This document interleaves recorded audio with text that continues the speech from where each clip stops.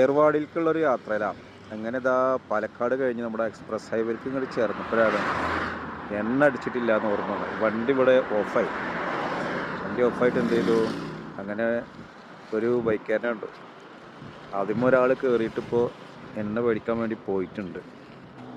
ഇതുപോലൊരു ദീർഘയാത്രയിൽ എണ്ണ അടിക്കാൻ മറന്നിട്ട് വഴിക്കൽ എണ്ണ തീർന്നിട്ട് വണ്ടി കിടന്ന വല്ല അനുഭവം നിങ്ങൾക്ക് ഉണ്ടായിട്ടുണ്ടോ? അങ്ങനെ അതാ നമ്മുടെ സുഹൃത്ത് എണ്ണ വാങ്ങി കൊണ്ടുവന്ന് ഇപ്പോൾ കൂട്ടത്തിൽ ഇവിടുന്ന് കണ്ടൊരു നല്ലൊരു മനുഷ്യൻ, അയാൾ ഹലോ താങ്ക് യു, അയാൾ സഹായിച്ച കാരണം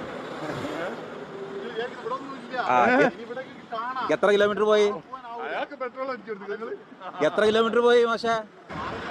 6 കിലോമീറ്റർ പോയിട്ടാണ് ഇപ്പോൾ ഞങ്ങൾ പെട്രോൾ മേടിച്ച് ക്യാന് വാങ്ങി പെട്രോൾ വാങ്ങി ഇനിയിപ്പോൾ ഇതിലടിക്കണം. ഞാൻ പിടിക്കാം കൊണ്ടര്.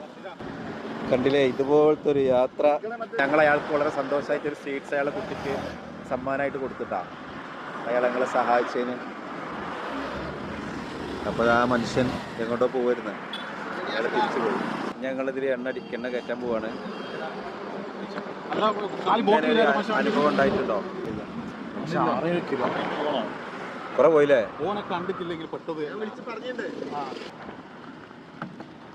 നിങ്ങൾക്ക് ഇങ്ങനെ ഒരു യാത്രാനുഭവം ഉണ്ടായിട്ടുണ്ടോ? അപ്പോൾ ഞങ്ങൾ എണ്ണ അടിച്ചിട്ട് യാത്ര തുടരാണ്. ജീവിതത്തിൽ ആദ്യമായിട്ടാണ് ഞങ്ങൾ പല യാത്രയും നടത്തിയിട്ടുണ്ട്, പക്ഷേ ഒരിക്കൽ പോലും ഇതുപോലെ എണ്ണ തീർന്ന് വഴിയിൽ കിടക്കേണ്ട ഒരു സാഹചര്യം ഉണ്ടായിട്ടില്ല. അതും സംഭവിച്ചു. ഇതൊക്കെ ഒരു എക്സ്പീരിയൻസ് ആണ്. അപ്പോൾ ഞങ്ങളിതാ കയറി യാത്ര തുടരട്ടാ. വണ്ടി സ്റ്റാർട്ടാവണം ചിലപ്പോൾ. ഇനി എന്തെങ്കിലും വേറെ പ്രശ്നമുണ്ടോ? നമ്മൾ ഈ വണ്ടിക്ക് എന്തെങ്കിലും കംപ്ലൈൻറ്റ് പറ്റിയാൽ ഇതിൻ്റെ ബോണറ്റ് ഇങ്ങനെ വെറുതെ തുറന്നു വെക്കും. എന്തിനാന്ന് വെച്ചാൽ നമ്മുടെ വണ്ടിക്ക് ഒരു കംപ്ലൈൻ്റ് ആണ് എന്നുള്ളത് നാട്ടുകാരെ യാത്രക്കാരെ കാണിക്കാൻ വേണ്ടി മാത്രമാണ്. ഈ നോക്കുന്ന ആൾക്ക് ഇതിനെക്കുറിച്ചൊരു വസ്തു അറിയില്ല. എന്നാലും എന്നൊക്കെ ഇപ്പോൾ ഞങ്ങൾ കയറ്റിയല്ലോ, വണ്ടിക്ക് എന്തോ കാര്യമായ കംപ്ലൈൻറ്റ് ഉണ്ട്. അപ്പോൾ ഇനി എയർ കുടുങ്ങിയതാണോ എന്താണ്, വണ്ടി സ്റ്റാർട്ടാവണില്ല. ഈ രണ്ടാളും കൂടി നോക്കി നോക്കുകയാണ്. അങ്ങനെ അതാ അവിടെ അങ്ങനെ പ്രസ് ചെയ്ത് കഴിഞ്ഞാൽ വണ്ടി സ്റ്റാർട്ടാവുന്ന ഉള്ളൊരു ശ്രമത്തിലാണ്. വണ്ടി ഒന്ന് മൊത്തത്തിൽ കുലുക്കി കഴിഞ്ഞാൽ മാറ്റം കിട്ടുന്നതിന് മുമ്പിലൊന്ന് കുലുക്കി നോക്കി. ഒരു വണ്ടിയിൽ പോയിട്ട് ഒരു വർഷാപ്പേരനെ സംഘടിപ്പിച്ചു. വർഷാപ്പേരൻ ഇപ്പോൾ വരും. ഒരു ഓട്ടോ വിളിച്ച് പോയിട്ടേ ഇപ്പോൾ 2-3 മണിക്കൂറുകളായി നമ്മളിവിടെ അങ്ങനെ പെട്ട് നിൽക്കുന്നു. ഇത് നമ്മൾ വർഷാപ്പേരനെ സംഭവം എന്ന് വെച്ചാൽ ഇതിൻ്റെ പെട്രോള് നമ്മൾ നിറച്ച് കഴിഞ്ഞാൽ ടാങ്കിൽ നിറച്ചാൽ ഇതിൻ്റെ മീറ്ററിൽ കാണിച്ചിരുന്നില്ല. അങ്ങനെ ഇന്നലെ യാത്ര പോകേണ്ട തലേ ദിവസം വർക്ക്ഷോപ്പിൽ വണ്ടി നമ്മൾ കൊടുത്തിട്ട് പറഞ്ഞു ഇതാണ് കംപ്ലൈൻറ്റ്, ഇതിൻ്റെ ഫുൾ ടാങ്ക് അടിച്ചാലും മീറ്ററിൽ കാണിക്കണില്ല എന്ന് പറഞ്ഞു. അപ്പോൾ അയാൾ പറഞ്ഞാൽ കംപ്ലൈൻറ്റൊക്കെ ശരിയാക്കി ഞങ്ങളൊരു 2000 രൂപയ്ക്ക് എണ്ണ അടിച്ചിട്ടുണ്ടെന്നും പറഞ്ഞു. ആ വിശ്വാസത്തിലാണ് ഞങ്ങൾ ഇന്ന് യാത്ര തുടർന്നത്. അപ്പോൾ എടപ്പാളിൽ നിന്ന് പാലക്കാടെത്തി ഞങ്ങൾ എക്സ്പ്രസ് ഹൈവേയിൽ കയറിയിട്ടുള്ളൂ. അപ്പോഴേക്കും എന്തായി, എണ്ണ ഫുള്ളായിട്ട് തീർന്നു, വണ്ടി ഓഫായി. അപ്പോൾ 2000 രൂപയ്ക്കുള്ള എണ്ണ, അതിൽ ആദ്യമേ 2000 രൂപയ്ക്കുള്ള എണ്ണ ഉണ്ട്, പിന്നെ 2000 ഉണ്ടായപ്പോൾ ഞങ്ങൾ അത്യാവശ്യം പമ്പിലേക്ക് കിട്ടുമെന്ന് കരുതി. നമ്മൾ ഇതുപോലെ ഇങ്ങനെ ഹൈവേയിൽ നിന്ന് വണ്ടിക്ക് കംപ്ലൈൻറ്റ് പറ്റിയപ്പോൾ ഏത് നമ്പറിൽ വിളിക്കണ്ടേ? ഏത് 1033 പറഞ്ഞ നമ്പറേക്ക് വിളിക്കാം. സ്ഥലം മാത്രം പറഞ്ഞാൽ മതി. സ്ഥലം അറിയില്ലെങ്കിൽ അവിടെ കൊടുത്ത അങ്ങനെ ഹൈവേയിൽ അവിടെ 195+750 എന്നുള്ളതുണ്ട്. അത് ഓരോ 50 മീറ്ററിലും ഇതമ്പ. അപ്പോൾ അവർക്ക് സ്ഥലം മനസ്സിലാവും. അപ്പോൾ ഞങ്ങൾക്ക് ഇതിനെക്കുറിച്ച് അറിയില്ലായിരുന്നു. ഹൈവേയിൽ എന്തെങ്കിലും പ്രശ്നങ്ങൾ വന്നു കഴിഞ്ഞാൽ ഈ നമ്പറിൽ എത്ര നമ്പർ പറഞ്ഞു? 133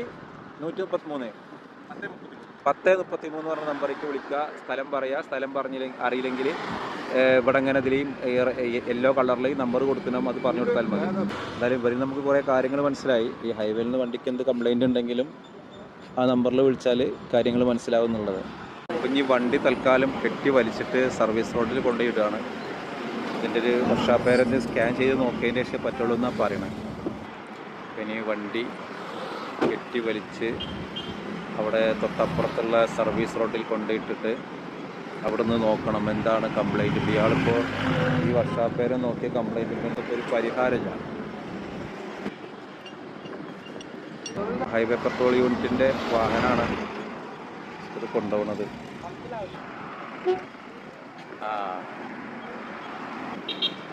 അപ്പോൾ കണ്ടല്ലോ, തൽക്കാലം അത് കെട്ടിവലിച്ച് കൊണ്ടുപോയി. അപ്പോൾ ഇവിടെ സർവീസ് റോഡിൽ കൊടുന്നിട്ടു. ഇനിയിപ്പോൾ വർഷാപ്പേരൊന്നും കൂടി വന്നിട്ട് കംപ്ലൈൻറ്റൊക്കെ ഒന്ന് ശരിയാക്കാൻ. അങ്ങനെ 5 മണിക്കൂറിലേറെയായി ഈ വണ്ടി മരിക്കണം. വണ്ടിയുടെ കംപ്ലൈൻറ്റ് എന്താണെന്ന് വെച്ചാൽ കാര്യമായ കംപ്ലൈൻ്റ് ഉണ്ട്. ഇതിൻ്റെ ലൈന് കംപ്ലൈൻ്റ് ആണ്. അപ്പോൾ ഇനി ഇത് അടുത്തൊന്നും വർക്കാവില്ല. അതിൻ്റെ വയറിങ്ങിന് പ്രശ്നമുണ്ട്. മൊത്തത്തിൽ ഈ വണ്ടിയും കൊണ്ട് ഈ യാത്ര പറ്റില്ല.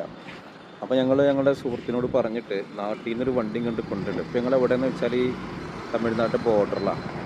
അപ്പോൾ പാലക്കാട് നിന്ന് അവിടെ പടിഞ്ഞാറങ്ങാടിയിൽ നിന്ന് വണ്ടി ഇവിടെ എത്തിക്കണം. അപ്പോൾ അതിൻ്റെ ഇടയിൽ നമുക്ക് ഇവിടെ നിസ്കാരം, ഫുഡ് ഇതൊക്കെ കഴിക്കണം.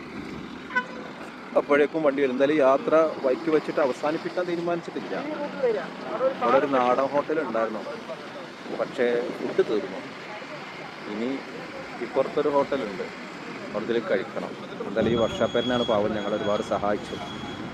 അങ്ങനെ ഞങ്ങൾ ഈ കടലിൽ നിന്ന് നല്ല നാടൻ ഊണൊക്കെ കഴിച്ചു. ഇനി അപ്പുറത്തുനിന്ന് ഒരു ഓട്ടോ പിടിക്കുക, പള്ളിയിൽ പോവുക, വിശ്രമിക്കുക. അപ്പോഴേക്കും നമ്മൾ പറഞ്ഞ് ഏൽപ്പിച്ച വണ്ടി ഇവിടെ എത്തും. അതിൽ യാത്ര തുടരും.